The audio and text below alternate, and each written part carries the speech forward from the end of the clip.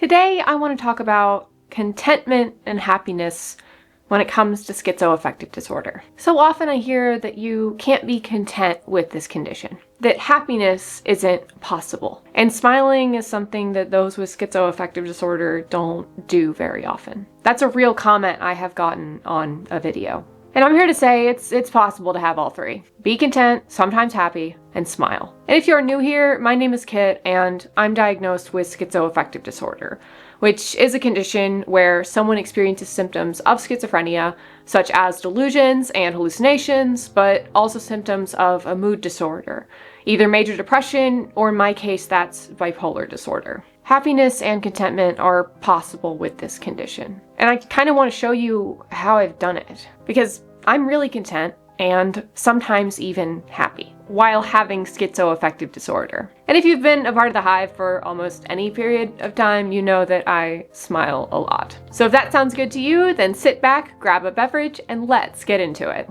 The first reason I'm content is that I practice a skill that I learned in dialectical behavior therapy. It changed my life once I started implementing it. And that skill is none other than radical acceptance. Radical acceptance, at its core, merely means accepting everything that comes your way as it is, without resistance or judgment. It's based off the idea that suffering is inevitable, but we can choose how we respond to it. So what does that mean? Well, let's start with what it doesn't mean. It does not mean you become resigned to your life and what happens to you. A lot of people do use the phrase, "it is what it is," and yes, that is what we say in DBT as well. But for most, it's, "I am resigned to this and I cannot change it. It is what it is." And they often have a negative judgment with this, especially if it's a bad situation.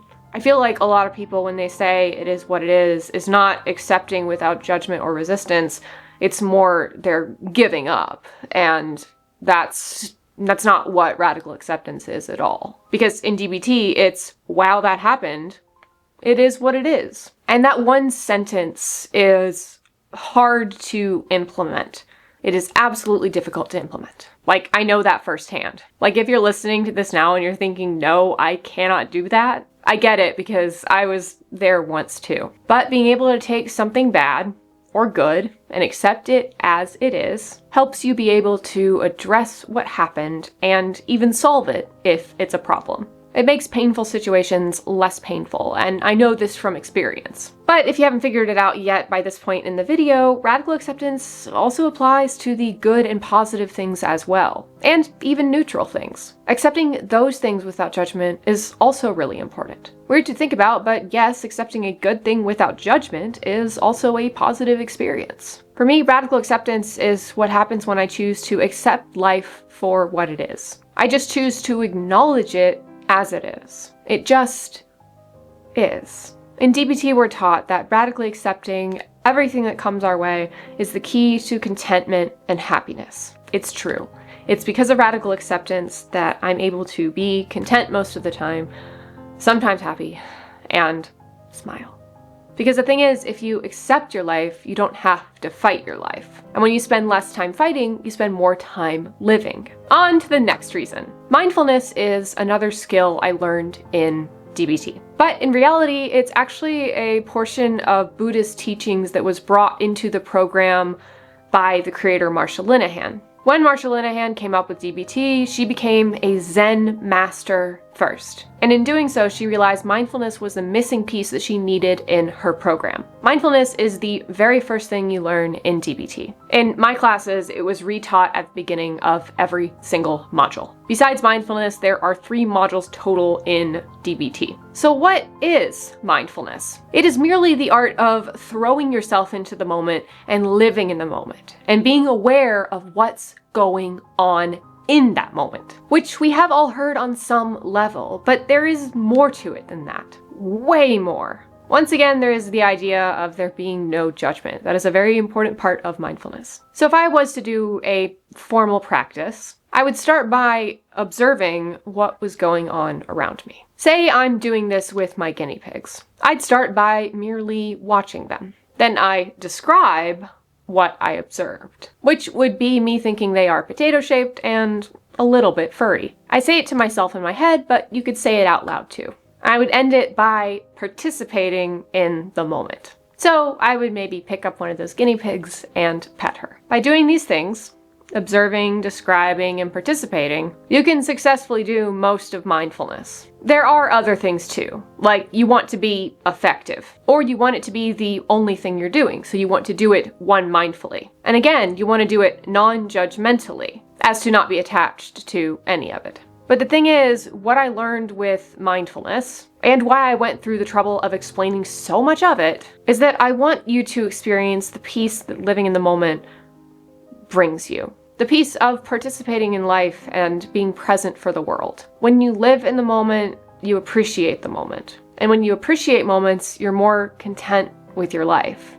And maybe, just maybe, you can experience some happiness too. The final piece of the puzzle for me is level setting expectations, and essentially lowering my expectations. While I was fortunate to take TBT classes and learn mindfulness and radical acceptance, I had to learn to level set expectations on my own. If you think about it, usually if someone has issues with their environment or people they know, it's due to expectations. For example, if you have a birthday dinner and you're expecting your friends to surprise you with a big party at the restaurant with lots of presents, and that doesn't happen, you're going to be disappointed. But if you lowered expectations, you'd be having a fantastic time in the absence of that party that you never expected to have in the first place. Because you just expected to have fun with your friends at a restaurant. And if there was to be a party, you would have even more fun because you weren't expecting it. So it's a nice surprise. But it also goes for small stuff too. If you expect food to be fantastic when it's served to you, and it isn't, well,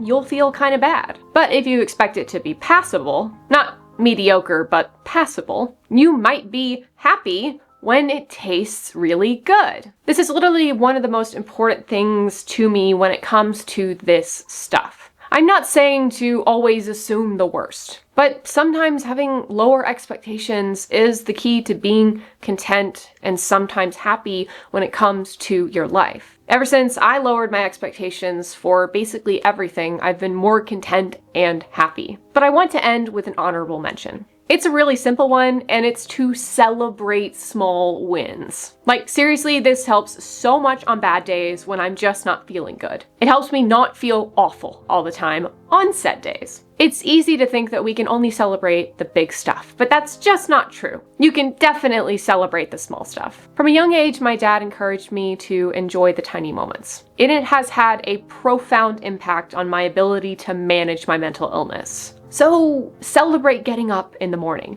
Celebrate making coffee because that's effort. Celebrate getting a hard task at work done. Celebrate being done with your laundry. Celebrate going to fill up your car with gas even though you didn't have the spoons to do so. By doing this, it's an encouragement to keep going. It means you measure your life in all successes, not just the big ones. And really, it helps you enjoy your life more. And it makes you feel like you're doing more in your life, that you're showing up for life.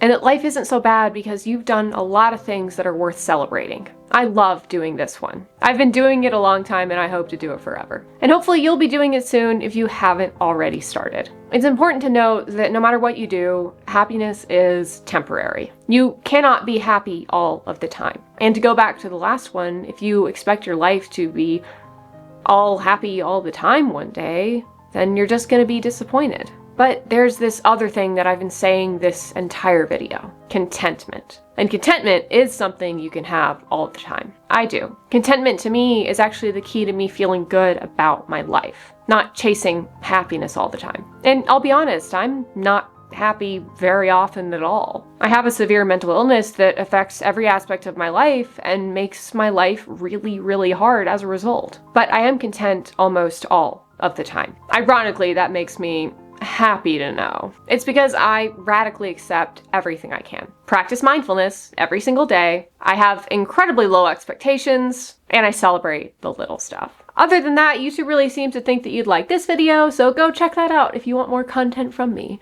But other than that, thanks so much for joining me in making the uncomfortable comfortable. Subscribe if you haven't already, and I will see you in the next one.